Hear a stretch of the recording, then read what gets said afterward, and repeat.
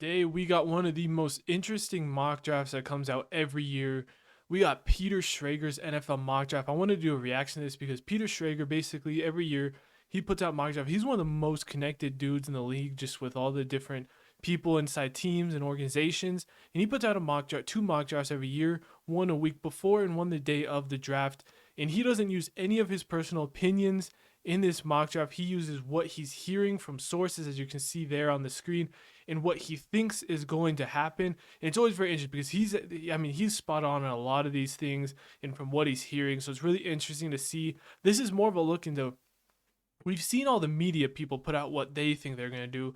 Peter Schrager is one of the few guys that comes out and puts out, hey, this is what I'm hearing might actually happen, and it gives us a different perspective on the draft. So we're going to go ahead and go through these picks, just kind of see what he's got going, and just see there's some interesting picks in here. I've looked through it before. So let's go ahead and get into the first pick. He's got Bryce Young. I mean, Bryce Young just became like a minus 1,000 odds to go number one, which is nuts. I don't even know if like Trevor Lawrence had those odds. So Bryce Young's almost kind of a lock to go number one now. Then number two, he has the Houston Texans trading back with division foes, Indianapolis Colts, who come up to get CJ Stroud. The Indianapolis Colts make sure they go get their quarterback. The Texans, it's sounding more and more like they don't want a quarterback. He's kind of saying it's probably either DeForest Buckner or maybe a second round pick to go up. I'd be surprised if they throw DeForest Buckner in the trade, but I mean, they want to get off his salary, and he played with D'Amico Ryans in San Fran, so that would be a very good trade for the Texans. If they could get D'Amico and trade back to four, if they really don't want a quarterback, definitely wouldn't mind that. It's going to be interesting to see. The Trey Lance news is going crazy right now in Houston. The only reason I would say Houston shouldn't take a quarterback is if they can go get Trey Lance, fair enough. If you can go get Trey Lance, I think Trey Lance is just as good a bet as any quarterback other than Bryce Young in this draft class. So you might as well go get Trey Lance for probably a day two pick, and then you still get to use your first round picks on position players and build up the rest of the team. I don't think that's a bad strategy. And for Indianapolis, you need a quarterback. Go up and get your dude at two. I like that move for them. Then Will Anderson, the Cardinals, that one pretty simple. I think Will Anderson's going to be the first position player off the board with all the off-field stuff for Jalen Carter. Arizona sits pat. No one's willing to trade up. This is obviously like your Tennessee Titans, Baltimore Ravens even. Maybe the Raiders want to jump up. This would be a trade spot. But if they just sit here, Will Anderson is definitely the pick. Tyree Wilson at 4. The Texans trade back and grab Tyree. That's definitely an interesting choice. Assuming if we're talking about like DeForest Buckner in the trade, then it probably wouldn't be Jalen Carter. But if DeForest Buckner is not part of that trade, I would definitely see Jalen Carter as a kind of fit here too. Or they could go corner to Paris Stingley. But I don't mind Tyree Wilson. Just huge upside for him. And if I believe anyone can get Tyree Wilson up to his potential, I think D'Amico Ryans can help him there. Then we got Seattle going Anthony Richardson, which is an interesting pick. Geno's basically, I talked about it before in my 2-round mock draft. I had the Seattle Seahawks taking Hendon Hooker in the second. I definitely think they've definitely put it out there that they're interested in quarterbacks. They're all at all the pro days, taking the pictures. The Geno deal is basically a 1-year deal that they can get off of next year, so they didn't really settle him in for the future. It's kind of like, hey, if you do stuff, we got you for 3 years, but if you don't look great, we can get out of it next year. And you might not get a top 5 pick. You probably won't have a top 5 pick next year if you're Seattle. You got a pretty good squad, and Geno's probably still going to have a good season. So if you want a quarterback, this is your chance to go get one. Don't blame that. Detroit Lions, Jalen Carter. I mean, best just football player in the draft class. His off-field concerns is the thing, but I think with what we're seeing is I think people are less and less concerned with off-field with all the top 10 visits he's taken. If the Eagles seem like they've kind of cleared him with setting that floor at 10, and they have Nakobe Dean and Jordan Davis, I think a lot of teams are going to feel comfortable with taking him there, so I'm not surprised with that. 7, the Raiders get Peter Skoronski. Whether he plays right tackle or guard, he's probably the best just pure offensive lineman in the draft class. I love Peter Skoronski, so that's a good pick. It gets interesting here. Nolan Smith at 8 to the Atlanta Falcons. I definitely see them going edge. I think they would love a Tyree Wilson. I personally had them going Bijan in my 7th round, but we know they need edge rusher, even though they just signed Bud Dupree. It'll be interesting to see if they still go this. I assume they do because Bud Dupree doesn't solve all your problems. He's been injury prone and he's just one edge rusher. You still need more help. And I do think NFL teams are a lot higher on Nolan Smith. I kind of see him like a Trayvon Walker, not like type of player, but just how last year NFL teams seem to be a lot higher on Trayvon Walker than the media. I think Nolan Smith could kind of fit in that category. And even though not a lot of media people mock him top 10, I would not be surprised if Nolan Smith goes top 10. The Bears grabbing Christian Gonzalez, I think that's a good pick. I personally think they should definitely go O-line here, especially with Paris Johnson still on the board. But I mean, Christian Gonzalez is a hell of a player, and you can't blame them for that pick. Bijan here at the Eagles. I've been definitely on board with the Bijan to the Eagles train. I just think he's a blue chip player, and he'd be just so much fun in that Eagles offense. So I don't mind that pick. Here we got Tennessee going Hendon Hooker over Will Levis. I just put out my QB rankings video the other day if you want to hear more about how I think about Will Levis and Hendon Hooker. But ultimately, I did put those two in the same tier, and I said Hendon Hooker might be a better prospect if you take away his age and injury. So I mean, maybe the Tennessee Titans just like him as more of a sure thing than Will Levis, and maybe they like Hendon Hooker's a higher floor than Will Levis. That's definitely an interesting one for the Titans there. I'm not surprised they go quarterback, but Hendon Hooker is kind of the surprise for me. And then the Texans, they trade out of 2 and still get their quarterback at 12. I think that'd be incredible. If the Texans can grab Will Levis at 12 and get a top dude in the class like Tyree Wilson or Will Anderson or Jalen Carter at the top, that might be the best case scenario for the Texans. That would be an incredible draft. New York Jets get Broderick Jones. I mean, that's like a dream. I mean, everyone has that pick, I think. Paris Johnson is interesting that they take Broderick Jones over Paris Johnson. I personally have Paris Johnson as my number 1 true tackle in the class. So that'll be interesting to see if Broderick Jones ends up going higher. I feel like Broderick Jones maybe has a higher ceiling some people see with just his athleticism than Paris Johnson, but it'll be interesting. He even says here they're split on whether Jones, Skoronski, or Paris will be the first O-line taken. So we'll see what happens draft day, but tackle is definitely the pick for the Jets.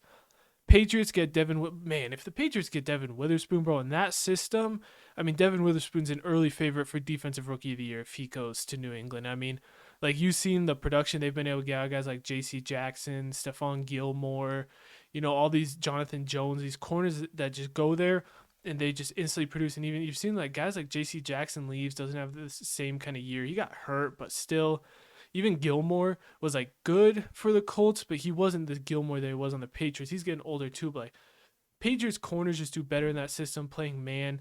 And so like put Witherspoon, that's just nasty. The Packers, funny enough, Aaron Rodgers leaves and then they finally draft a receiver. But I mean, like he says there's no apparent slam dunk number 1 receiver. I personally think JSN is a slam dunk number 1 receiver. I think he's just head and shoulders above every other receiver in this class. So I love that pick for the Packers. Pair him with Christian Watson. Dalton Kincaid next to the Commanders. I never really thought about tight end for the Commanders, but they definitely do have a need at tight end. And Dalton Kincaid as a receiver is the best receiving tight end in this class. I think it's close between him, Michael Mayer, and Darnell Washington, kind of what you want. I ultimately think Michael Mayer may be the first tight end off the board because just that floor that he brings, and he's just really good. He's boring in a really good way for Michael Mayer. So I could see him maybe going over Kincaid, but definitely not surprised if the Commanders go tight end here. I personally have corner for them mostly, but like I said, not surprised at all. The Steelers, this might be the best pick of the draft so far. Paris Johnson at 17. They get arguably the best tackle in the draft class sitting there at 17. Biggest position in need, best in the draft class, don't have to give up any assets. That's the perfect scenario for the Pittsburgh Steelers. Detroit Lions going to get Joey Porter Jr. To pair along with Jalen Carter. Jalen Carter and Joey Porter Jr. is a hell of a duo coming out of this draft class. They just traded Jeff Okudah. They need a corner. Joey Porter is a great corner. I have him and Deonte Banks in kind of the same territory. Maybe Joey Porter a little bit above Deonte Banks, but Deonte Banks goes next here to the Buccaneers. Like I said, see them very similar. We know the Buccaneers love drafting themselves a cornerback. I mean, they have tons of depth. I'd be a little surprised if they go corner, just because they re-signed Dean, Murphy Bunting, and then last year they gave Carlton Davis a pretty big deal. So I'd be Murphy Bunting left, but they did sign Jamel Dean to a deal, and Carlton Davis got a deal last year. Neither one of those dudes are really a slot guy, so you'd be playing Deonte Banks in the slot. I don't know how I feel about the position here for the Buccaneers. I think they could definitely go elsewhere. I'd rather probably attack like tackle or even edge rusher or something for them, but this definitely isn't off the board for them. Seattle Seahawks get Lucas Van Ness, another great draft haul for the Seahawks. Anthony Richardson and Lucas Van Ness, two just big athletic freaks in this draft class. Los Angeles Chargers get Michael Mayer, guy I was saying is just up there in that tight end one conversation. Now, he's an interesting one for the Chargers because personally, like, Gerald Everett isn't a great tight end, but I think they got plenty of production from a guy like him and showed that, like, I don't know, Michael Mayer would be good, but I just think they need receivers so much more than tight end that I would way rather go like Zay Flowers or JSN here. Or sorry, not JSN, Jordan Addison or Zay Flowers here. But I definitely, I mean, just giving more weapons for Justin Herbert is weapons for Herbert's the plan, so I don't mind Michael Mayer. That'd be an interesting pick. Darnold Wright to the Ravens is another incredible pick by the Ravens. I mean, you just get to sit here and grab one of the best, just pure right tackle prospects is what he probably is in the draft class. They've had a turnstile offensive line here with just lots of injuries and stuff. Ronnie Stanley's been struggling to stay on the field, but I mean, if Ronnie Stanley stays on the field, him at left tackle, Darnell right at right tackle, Linderbaum had a great year at center. I mean, they want to pound the rock. Hopefully Lamar comes back for them. But I mean, Lamar Jackson, J.K. Dobbins, probably draft a running back if you're the Ravens too to provide some more depth, so you're not rolling out Kenyon Drake again. But yeah, that's a great job by them to pair up that offense. The Vikings get Jordan Addison, their Adam Thielen replacement. Not surprised by this. Like you said, we want to replace Kirk Cousins. I do think this is a sneaky Hendon Hooker spot if he didn't go earlier. But obviously, Peter Schrager had him going earlier. It's another chalk pick. I mean, next up, Jacksonville Jaguars, Brian Branch. This might be the most chalk pick in the entire draft. I mean, I bet you 80% of mock drafts have Brian Branch to the Jaguars if he's available. It's just kind of a chalk pick. Next up, the Giants grab Zay Flowers. That's an incredible pick for the Giants. I love Zay Flowers. Just an electric dude. In the draft class, there's rumors that some people see him as like receiver one. I still see like Jason above him, but I could see the argument for him for receiver two. I present Quentin, but like him and Quentin, I see very similar. So yeah, I think that's an incredible pick for the Giants. Even though they have a lot of smaller receivers already, and like Wandale Robinson, and like Richie James and some of those guys, they have smaller receivers and like Sterling Shepard coming back, but I think they more need an outside receiver, and that's why I think Quentin Johnson may be a little bit of a better fit for them. I definitely love the receiver pick, and Zay Flowers is a great dude. Dallas Cowboys, this is the interesting one for me because I see them going running back. I could definitely see that with like they just tagged Tony Pollard, so it's not like they're committed to him long term. But Jahmyr Gibbs is interesting to me because I guess you're kind of drafting Jahmyr Gibbs assuming that you're letting Pollard walk next season. But like Jahmyr Gibbs and Pollard have kind of similar skill sets for me. Like Jahmyr Gibbs is an elite receiving back and like just kind of your smaller explosive dude. But that's exactly what Tony Pollard is for me. So that's why like I would love if they could get Bijan here. Or that's why like in my second round mock draft, I Zach Charbonnet them just because I think he's a better pairing with Tony Pollard. So I guess if you draft with Jahmyr Gibbs, you're kind of telling Tony Pollard, hey, you're out next year. This is your replacement. Whereas if they draft a dude like Charbonnet, you're saying, hey, we could still keep Pollard. They're more of, a combination. So it'd be interesting to see if they really would go Jahmyr Gibbs just because I think there's a very similar skill set to Tony Pollard. So we'll see if that happens.